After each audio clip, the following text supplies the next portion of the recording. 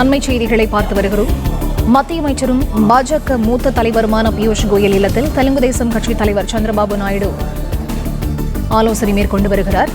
NDA ஆட்சியில் மத்திய அமைச்சர் பதவிகளை கேட்டு பெறுவது தொடர்பாக இந்த முக்கிய ஆலோசனை நடைபெறுவதாக தகவல்கள் வெளியாக இருக்கின்றன. இது தொடர்பான முழு விவரங்களோடு இணைகிறார் எமது செய்தியாளர் மாணிக்கம். அவரிடம் பேசலாம். வணக்கம் மாணிக்கம், விவரங்கள்.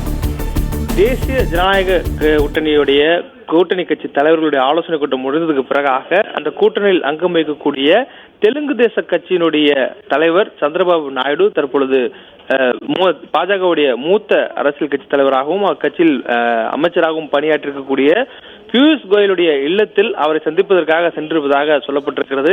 இது மரியாதை நிமித்தமான சந்திப்பு என சொல்லப்பட்ட சூழல்ல இந்த கூட்டத்தில் அவருக்கு கேட்கப்பட்டக்கூடிய இலாக்காக்கள் மற்றும் அவருடைய நிபந்தனைகள் குறித்து ஆலோசிப்பதற்காகவும் அது தொடர்பான விளக்கங்களுக்காகவும் பியூஷ் கோயலை சந்திப்பதாக ஒரு தகவலானது சொல்லப்பட்டிருக்கிறது.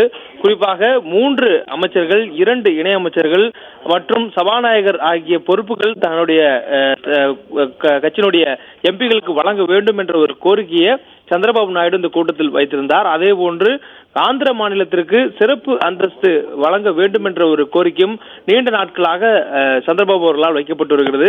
இது போன்ற அவருடைய கோரிக்கைகள் தொடர்பாக பியூஷ் கோயலை சந்தித்து தற்பொழுது அவர் ஆலோசிக்க இருப்பதாக சொல்லப்பட்டிருக்கிறது.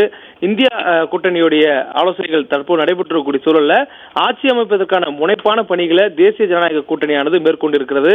அதற்கான ஆதரவு கடிதங்களை தற்பொழுது கூட்டணி கட்சியிடம் அந்த பாஜக பெற்றிருக்கக்கூடிய சூழல்ல கூட்டணி கட்சிகள் தொடர்பான அவருடைய கோரிக்கை தொடர்பான ஆலோசிப்பதற்கான தனித்தனியான மூத்த அரசியல் கட்சி நிர்வாகிகளை பாஜக நியமித்திருப்பதாகவும் அது தொடர்பாக தான் தற்பொழுது பியூஷ் கோயலை சந்திப்பதற்காக தேசிய ஜனநாயக கூட்டணியில் அங்கமைக்கக்கூடிய சந்திரபாபு நாயுடு அவர்கள் சந்திக்க இருப்பதாக சொல்லப்பட்டிருக்கிறது.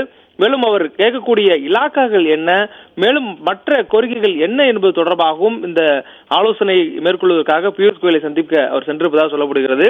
டெல்லியில் இருக்கக்கூடிய அமைச்சர் பியூஷ் கோயலுடைய இல்லத்தில் தற்போது இந்த சந்திப்பானது நடைபெற்று வருவதாக சொல்லப்படுகிறது.